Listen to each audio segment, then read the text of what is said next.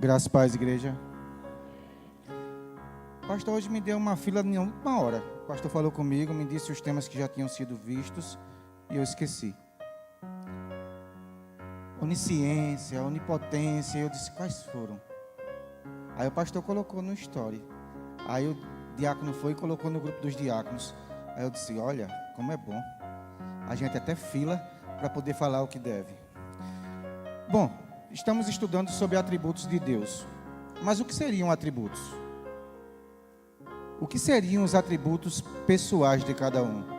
E por que estamos vendo os atributos de Deus? Deus de fato tem atributos? Atributos são qualidades. Você tem suas qualidades. Cada um de nós tem. Mas, na condição de Deus, podemos qualificar algo a Deus? Podemos separar algo como qualidade de Deus? Será que Deus precisa de qualidades, sendo Deus? Como separar estas qualidades? Porque tem qualidades que são comunicáveis e tem qualidades que não são comunicáveis. A gente vai ver isso quanto aos atributos. Atributos comunicáveis e não comunicáveis. Mas como assim? Se um atributo é comunicável, ele deixa de ser um atributo particular e passa a ser um atributo coletivo? Como é que isso funciona? Talvez seria melhor colocar virtude ou perfeição. Mas uma virtude ou perfeição que é comunicável, como seria? Então veja como é difícil falar de Deus. Como é difícil pontuar assuntos referentes a Deus. Porque, em primeiro lugar, quem é Deus? Como entendemos essa palavra, Deus? Estamos nos reunindo para louvar, bendizer, enaltecer a um Deus, que é único, mas nos é apresentado através de 3 pessoas. Então tem hora que dá um nó, é um? São 3? Sendo único, como saber cada vez que falamos de um especificamente? Muitas vezes, ao falar de Deus, vai parecer que estamos misturando Deus Pai, Deus Filho e Deus Espírito Santo. E ao separar atributos, qualidades, virtudes ou perfeições, vai parecer que estamos misturando. Porque nós, que somos limitados, criaturas feitas por um Deus perfeito, a palavra de Deus vai dizer que para separar espírito e alma, somente o Logos, somente a palavra é capaz. Nós acreditamos ter corpo, parte material, e parte imaterial, composta de espírito e alma. Mas como separar até onde vai o espírito, até onde vai a alma, onde começa e onde acaba cada uma delas? As emoções pertencem à alma ou ao espírito? Os sentimentos a quem pertencem? Se nós que somos limitados, somos difícil de compreender, imagina compreender Deus. Há um cantor que vai dizer que ninguém explica. E por não explicar, nós dependemos dele, até para falar sobre ele. Porque aquilo que falamos foi ele primeiro quem nos revelou pela sua palavra.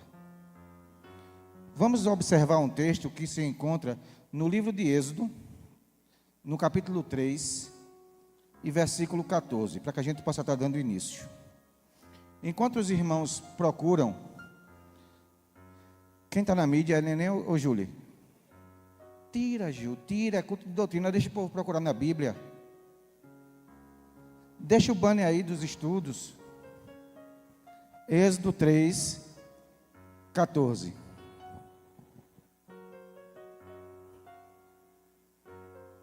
Ah, irmão, mas eu não trouxe Bíblia não, é tão bom olhar pelo telão.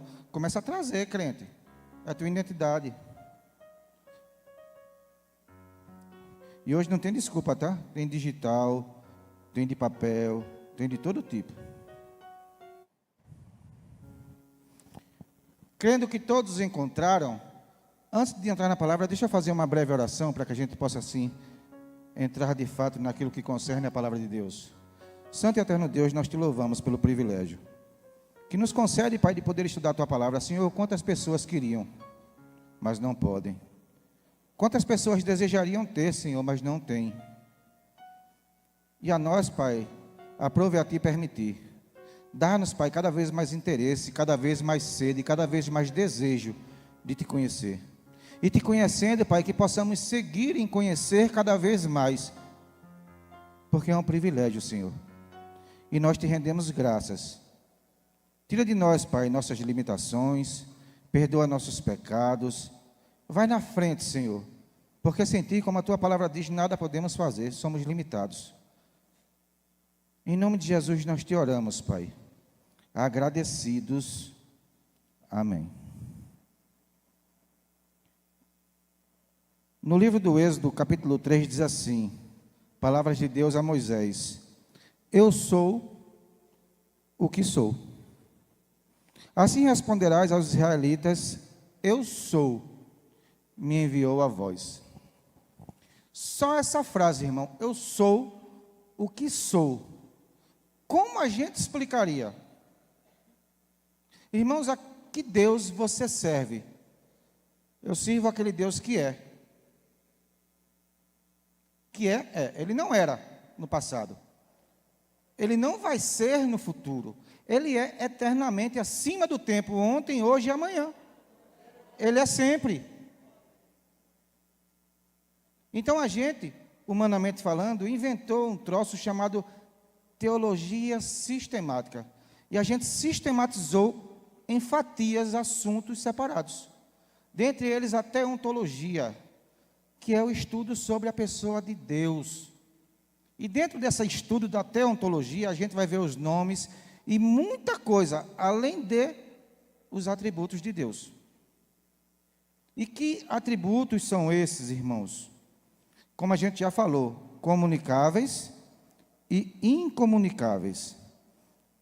Como o pastor me deu liberdade de escolher o assunto, e eu ia falar sobre outra perspectiva, uma vez que eu tinha esquecido quais tinham sido expostos, veio a fila e eu vi os que já foram estudados por nós. Onipresença, onipotência, onisciência, soberania e imutabilidade. Aí tem um, dentre os que foram estudados, que é dos comunicáveis, santidade.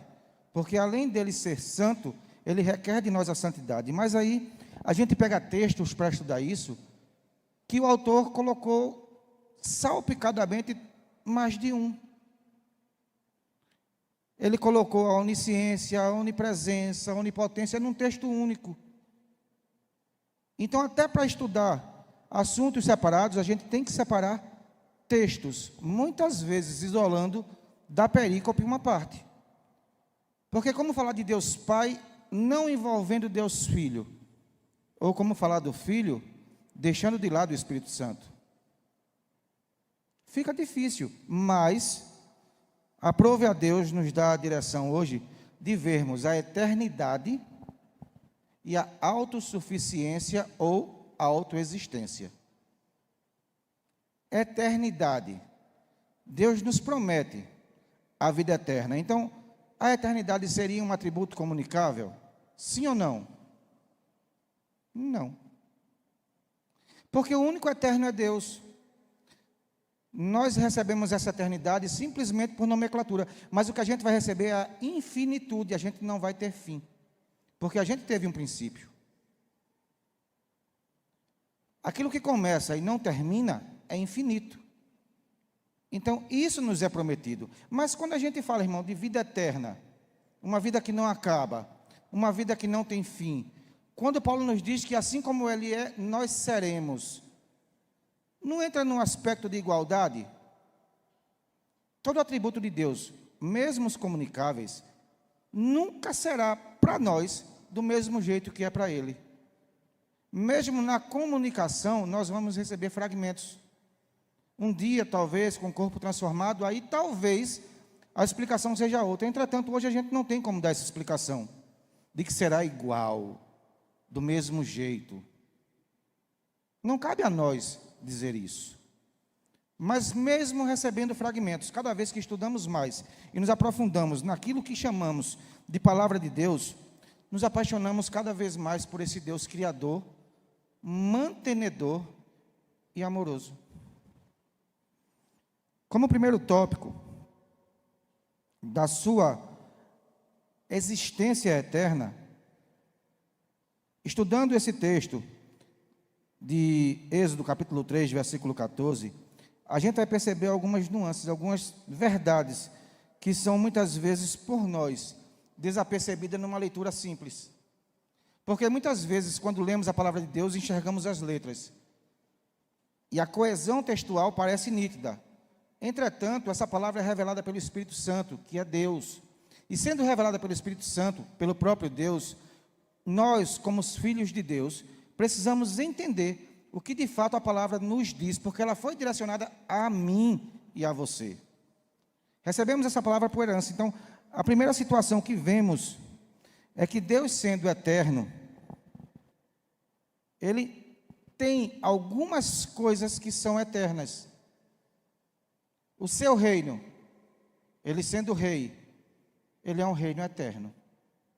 É um reino que subsiste de eternidade a eternidade.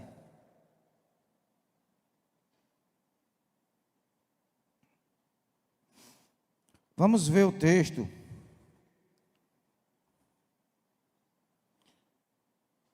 Eu separei tantos que até... Vamos ver o texto de Salmo 145, verso 13.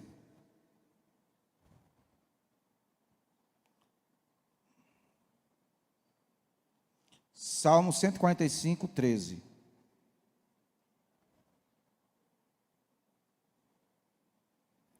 O salmista diz assim: o teu reino é eterno, o teu domínio dura por todas as gerações. O Senhor sustenta todos os que estão para cair e levanta todos os abatidos. Você veja, o segmento do Salmo ele já vai entrar em outro atributo: poder. Deus sustenta. Então, o sustentar, o prover, não é sobre a eternidade, é sobre poder. Mas no verso 13 diz que o reino de Deus é eterno. Os irmãos lembrem que Isaías, no capítulo 6, no ano que morreu o rei Uzias, dá uma impressão que o governo humano está falido, que o governo humano caiu. Se o rei morreu, o trono está vazio. Mas Isaías tem uma visão de que o Senhor está sentado num alto e sublime trono. Por ser eterno, esse trono nunca estará vazio. A gente viveu a semana passada eleições, onde elegemos pessoas para continuidade de governos.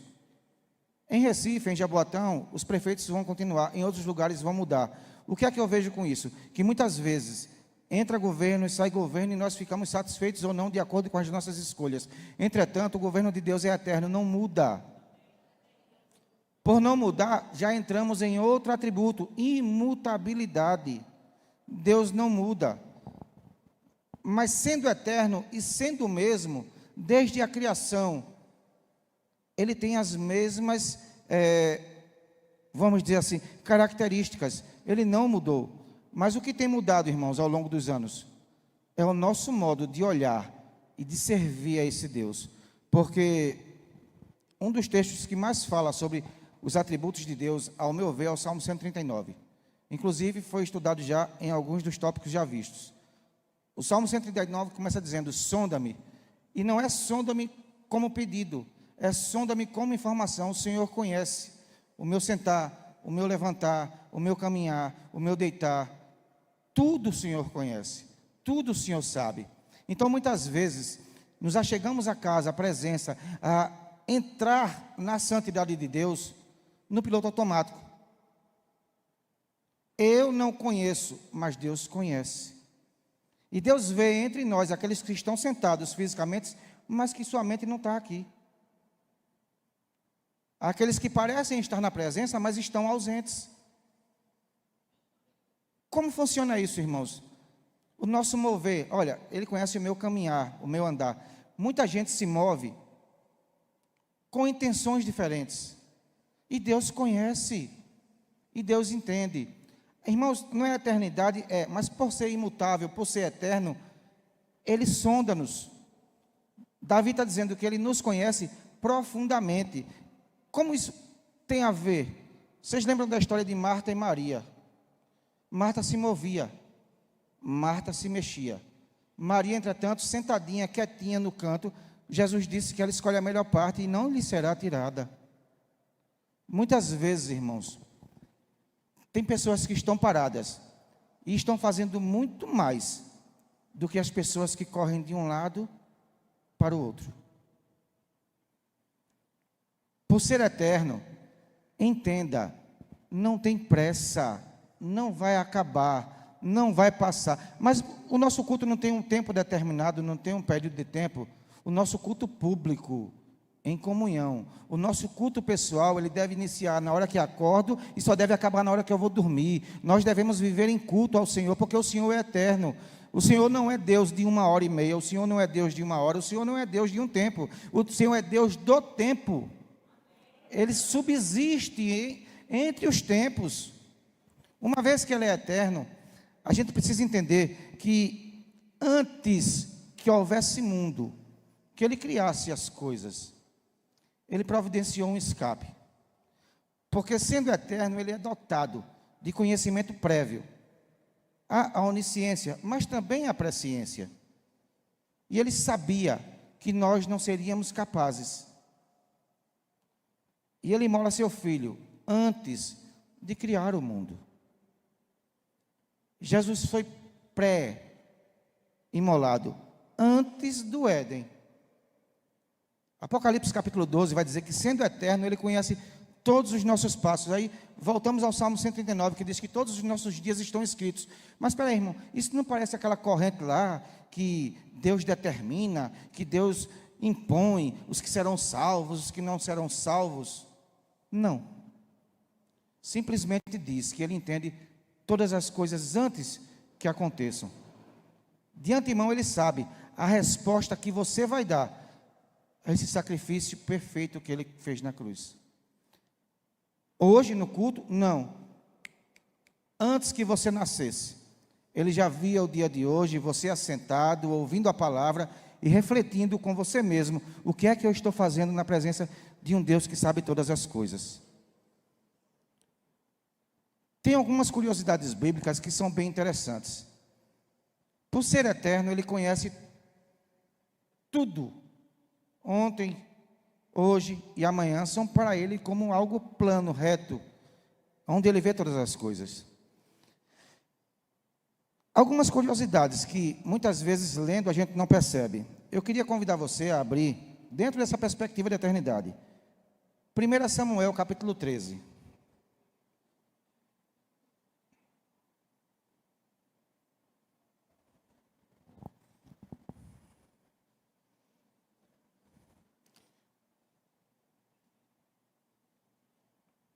Eu vou ler na minha, e dependendo da tradução, confere na tua como é que está. Saul tinha 30 anos de idade quando começou a reinar. Alguém tem uma versão diferente dessa? Mas quantos anos ele tinha quando começou? 30 anos. Depois de reinar 2 anos em Israel, escolheu 3.000 homens. E o texto vai seguindo. Não vou ler toda a perícope aqui, por causa do tempo. Vou passar para o versículo 14, no mesmo texto. Vai lá para o versículo 14. Em casa depois você confere a história toda, tá? É uma repreensão que Samuel faz a Saul por uma desobediência. Diz assim, versículo 14: Porém agora o teu reino não subsistirá. O Senhor já encontrou para si um homem segundo o seu coração, e já o destinou para ser príncipe sobre o seu povo, porque não obedeceste ao que o Senhor te ordenou. Saul é avisado que o seu reino vai ter um fim. Saul é avisado que ele perde a graça do Senhor. O favor do Senhor não é mais sobre ele. Samuel diz a Saul que Deus já encontrou alguém segundo o coração dele. Na versão de Dani diz que Saul reinou 42 anos. Alguém tem essa versão também aí? Algumas pessoas têm. Mas para quem não tem essa versão, Atos dos Apóstolos, capítulo 13, versículo 21. vai dar uma diferença de anos. Por quê, irmão? Porque vocês veem que Saul já havia reinado 2 anos e juntou um exército para começar a conquistar novas fronteiras. Depois desses 2 anos, Saul peca. E talvez aqui seja relatado, após esse pecado, após essa desobediência, o texto de Atos 13, versículo 21, vai dizer o seguinte: então pediram um rei, e durante 40 anos, Deus lhe deu rei Saul. Irmãos, isso muda o quê? Nada. 40, 42, não muda. 4 décadas e um pouquinho, Saul foi rei. Amém? No princípio do seu reino, Saul desobedece. E Deus diz que não subsistirá esse reino. Agora volta para 2 Samuel, capítulo 5. 2 Samuel, capítulo 5, versículo 4.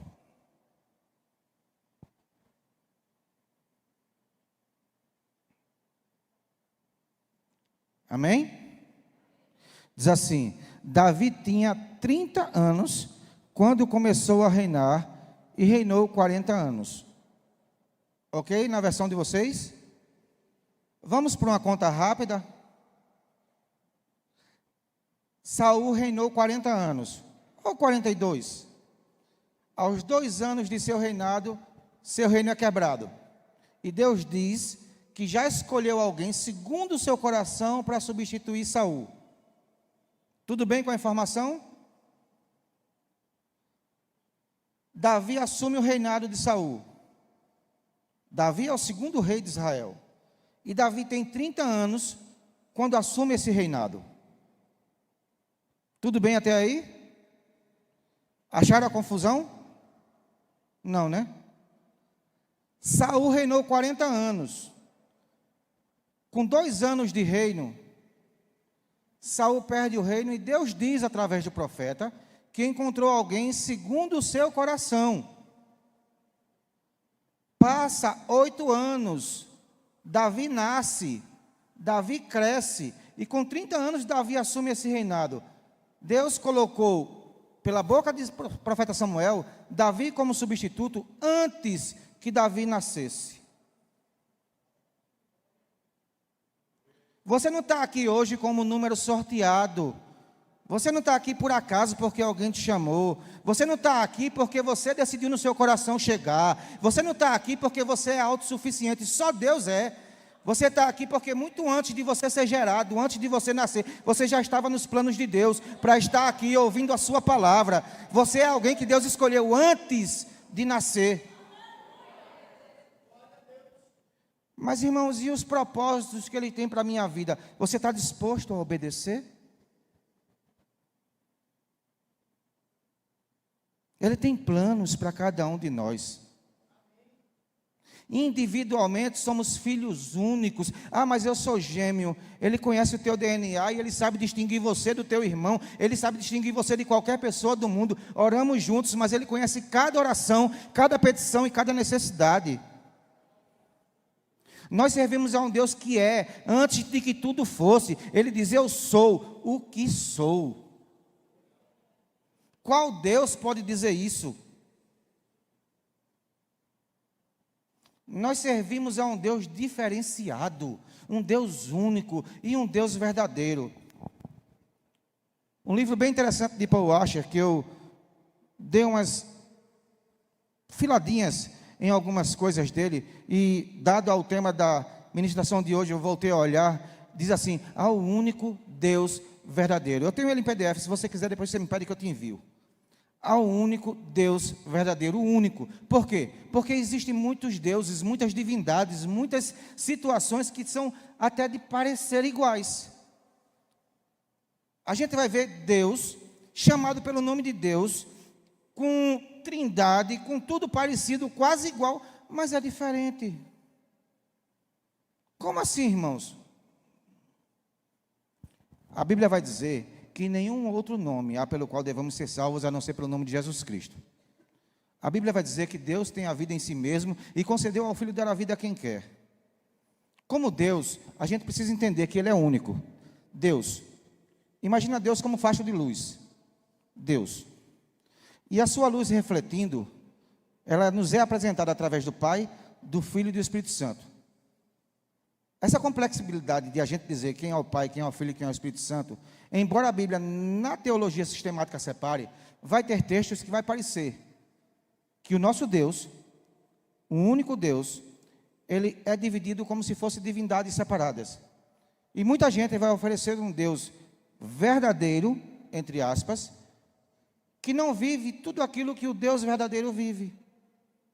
Então pessoas vão oferecer esse Deus, inclusive citando o nome de Deus, Yahvé, colocando em português, transliterando letras, para dizer que Jesus também é um Deus, mas é um Deus menor. Outros vão colocar adição, como se apenas Deus e Jesus não fosse suficiente, mas que a mulher escolhida pelo Deus, como bem-aventurada para gerar um filho, pudesse também interceder por nós ou até nos salvar. Então veja que parece ser o mesmo Deus, mas tem adições, tem diferenças, tem mutações que não dão a ele a qualidade de mesmo Deus. Mas não chama igual, não usa a mesma Bíblia, não tem o mesmo texto, mas as interpretações são feitas por nós como seres humanos, e muitas vezes na interpretação nós colocamos adição ou qualidades ou dificuldades que diferenciam Deus do Deus verdadeiro. Por isso que eu falei, quando a gente vai falar sobre atributos de Deus, parece que a gente, seres humanos, homens, estamos qualificando Deus com algo como se ele precisasse. E não há quem, humanamente falando, possa dar a Deus uma qualificação. Eu coloco Deus agora como um oficial, como um obreiro, como um diácono, como um evangelista, como Não, Deus está acima de tudo. O que nos diferencia entre seres humanos não alcança a sublimidade de Deus. Para Deus, o pastor e o servente da igreja, o faxineiro da igreja, são filhos amados. Quando ele foi na cruz, ele não disse, eu vou dar 2 gotas por um e uma por outro. Não, do mesmo jeito. É interessante a gente pensar em algumas coisas que são curiosas. A gente falou nisso na última EBD que tivemos. Alguém nos perguntou a respeito de um cargo, de um título. Olha, irmão, por que tal cargo não é igual a tal cargo, não sei o quê. E a gente explicou que na igreja de Deus, glória a Deus por isso. A gente tem uma visão diferenciada sobre isso. Os cargos aqui não são para eletivar, para trazer a excelência para alguém, não. Os cargos aqui são para serviço. Então, quanto mais você sobe, mais você desce. Quanto mais você sobe, mais você serve. Os cargos aqui são para serviço. Você é levantado a um líder de louvor e não vai ter folga, você vai ter que estar em todo ensaio, você vai ter que estar em toda situação para aperfeiçoar, para esmelhar aquele louvor. Você é levantado como líder de criança, de jovem, de adolescente, de homens ou de mulheres. Vocês sabem o que passam. Tanto que, quando muitas vezes é perguntado, quem quer liderar tal grupo, dê um passo à frente e as pessoas vão para trás. Leva ele, leva ela. Porque os cargos na terra são desse jeito. São serviço. Mas o Deus que nós servimos é um Deus que por sua eternidade poderia já ser um ancião de dias, como o salmista diz, cansado, fatigado, mas o que a palavra vai dizer é que ele não se cansa, ele não se fatiga, ele é o mesmo sempre e eternamente, e ele renova as nossas forças como a águia. O livro do Evangelho de João vai nos dizer que sem ele nós não somos capazes de fazer nada. Meus irmãos, servir a um Deus como esse, cabe a nós algumas perguntas, porque nós somos limitados diante de um Deus ilimitado, e algumas coisas não são compreendidas por nós. Exemplo, por que você nasceu? Qual o fundamento da vida? Se somos como vapor, ou como a erva do campo que nasce hoje, amanhã seca e é lançada no fogo? Qual a finalidade de vir ao mundo onde existe corrupção, crime, bandidagem, tanta maldade? O livro de Atos, no capítulo 17, diz que nós fomos criados com uma situação específica de necessidade. Atos 17. Para os irmãos se situar, é quando Paulo está passando no Areópago, um local com várias divindades, ele encontra um altar a um Deus desconhecido, um Deus sem nome.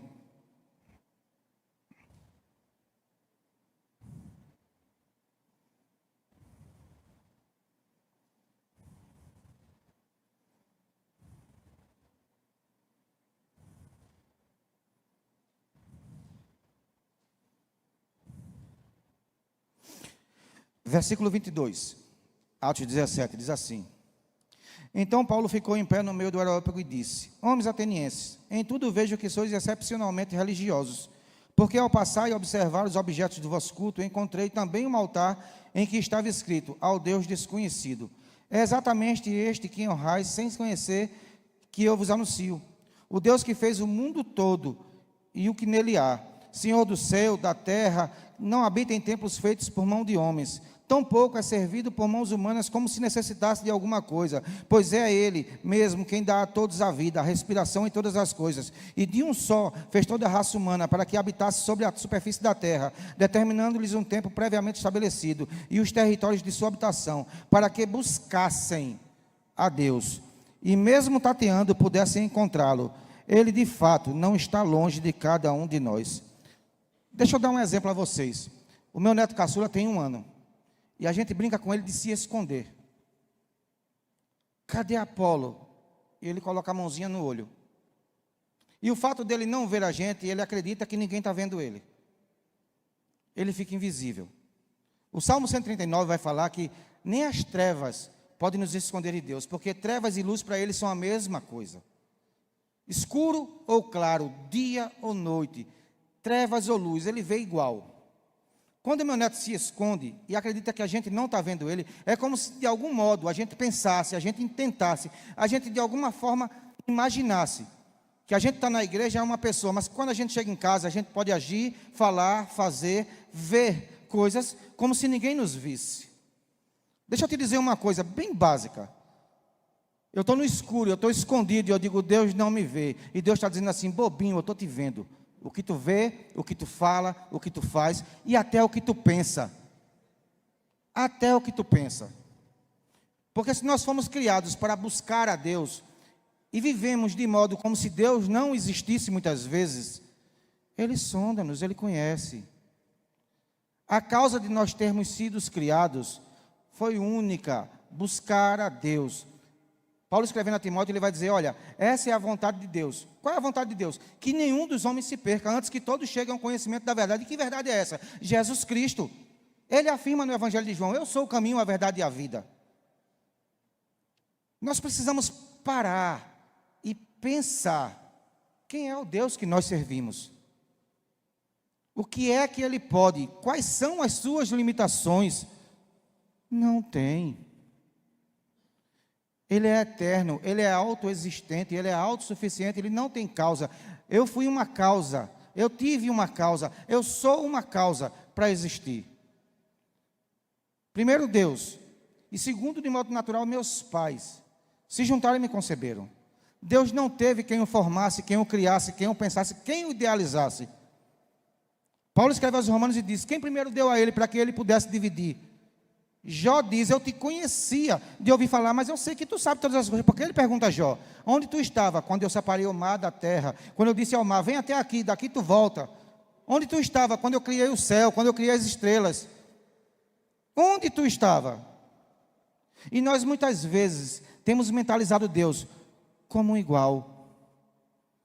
Pastor, não está me vendo não, então eu posso. Não tem nenhum diácono aqui. Oxe, não tem ninguém da igreja. Tu não está no escuro escondido não, santo, Deus te vê. E tu foi criado para buscar ao Senhor. É interessante que você depois tome nota desses textos que eu estou te dizendo e observe o que diz a seguir. Nós fomos criados para o buscar. Por quê? Ele de fato não está longe de cada um de nós. Quando a gente fadiga ele da brincadeira da mãozinha, a gente pega o lençol ou um paninho e coloca por cima da cabeça dele. E ele fica meio assim, procurando onde a gente está. Ele acredita que está invisível, que está escondido. E ele fica assim, procurando. E quando a gente toca na barriguinha dele em algum lugar, diz assim: achei. Sente o tato e ele percebe que a gente está pertinho dele, tocou nele, e ele ri. Como que diz, foi encontrado. O que Deus está dizendo é que Ele não está longe de cada um de nós. Se você fechar teu olho onde você está, você pode sentir o cheiro do Espírito Santo, você pode tocá-lo, você pode apalpá-lo, porque Ele está perto de você, como se estivesse na tua frente, a um palmo do teu rosto, sentindo a tua respiração, vendo o teu olhar, sondando os teus pensamentos. Nós servimos a um Deus de perto, como a canção diz: também de longe, mas na verdade não de longe, porque pela sua onipresença Ele é perto de mim e é perto da última pessoa no último banco onde estiver. Ele é um Deus de já, é um Deus de agora. Nesse final de semana a gente conversava com algumas pessoas onde a gente estava, e ali encontramos uma menina que se disse afastada do Senhor. Eu estou afastada do Evangelho. Aí eu dei uma risada e ela não gostou.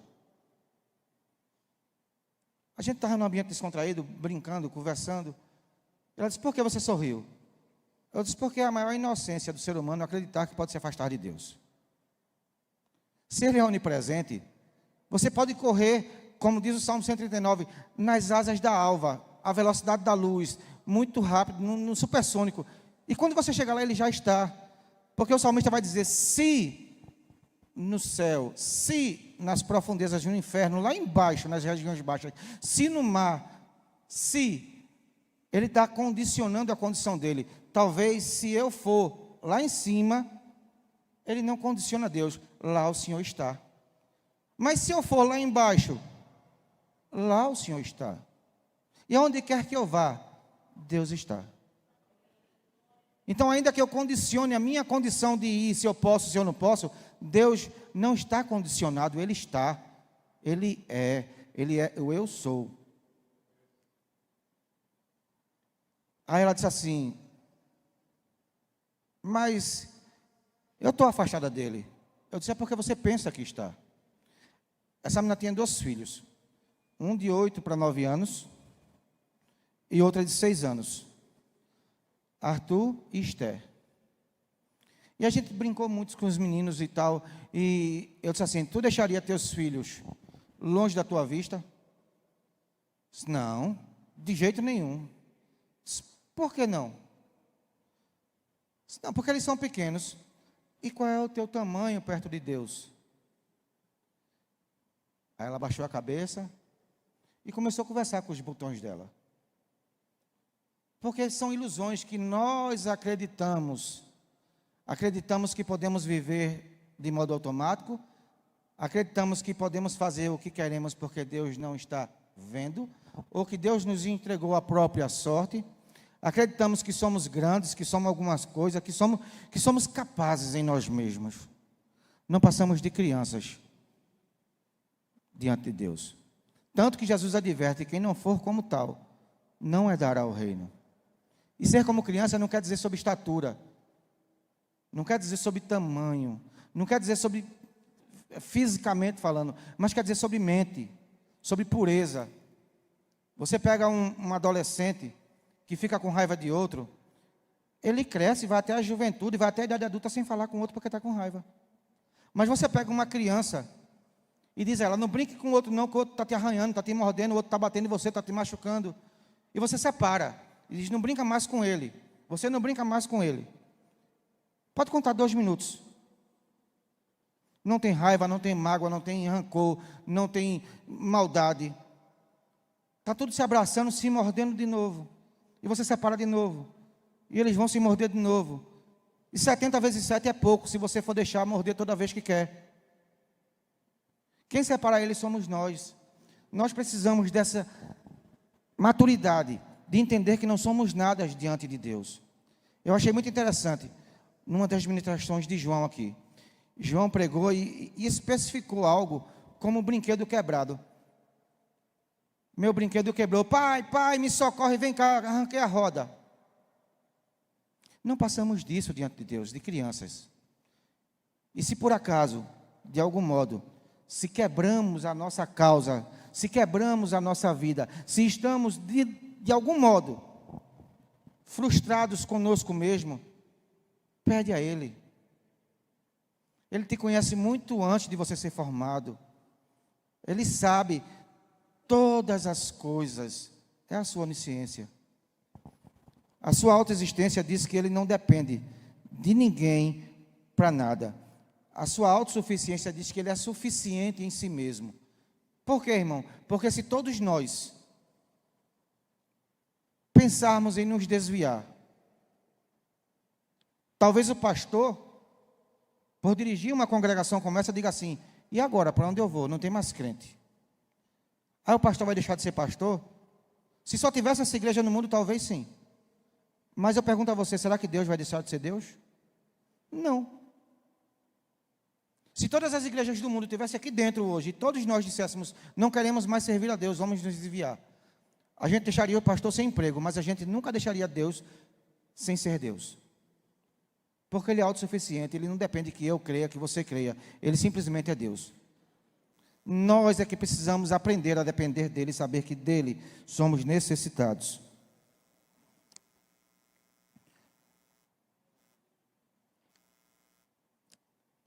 Outra coisa muito interessante é a 1 de Pedro, capítulo 1, versículo 25.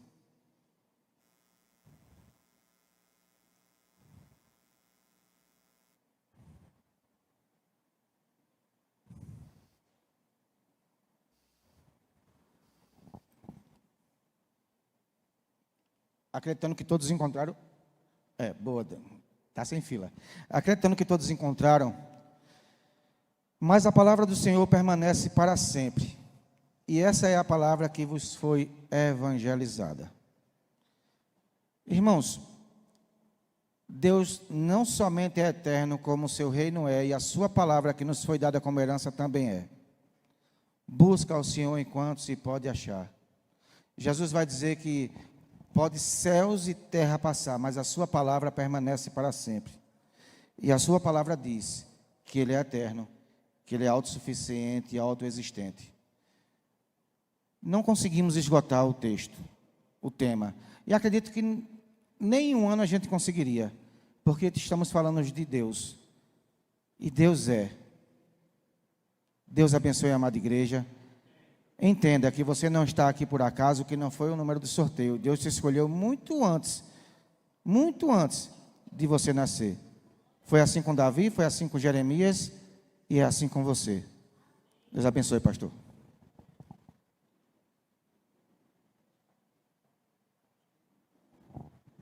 Amém, meus irmãos. Se coloquem de pé, por favor. Vamos estar encerrando.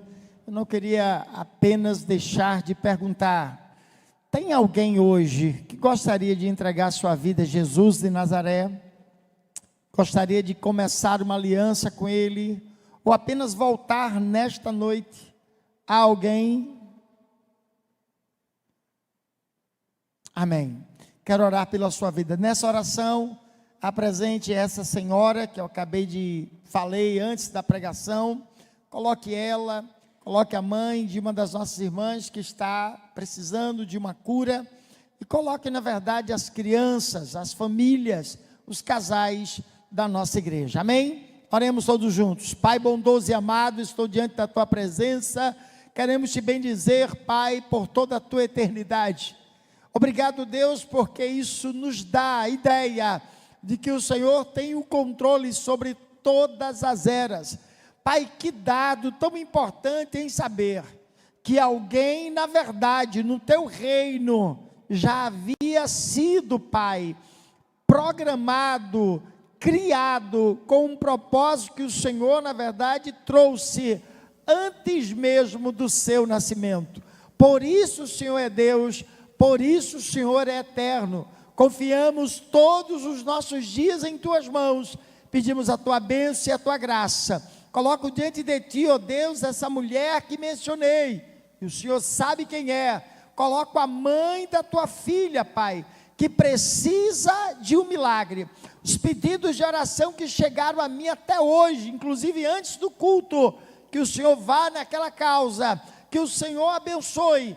Vai na vida da Tua serva, Pai, desta casa, que hoje passou por uma cirurgia. Que o Senhor continue dando graça ao Teu servo Sóstenes e todos os seus.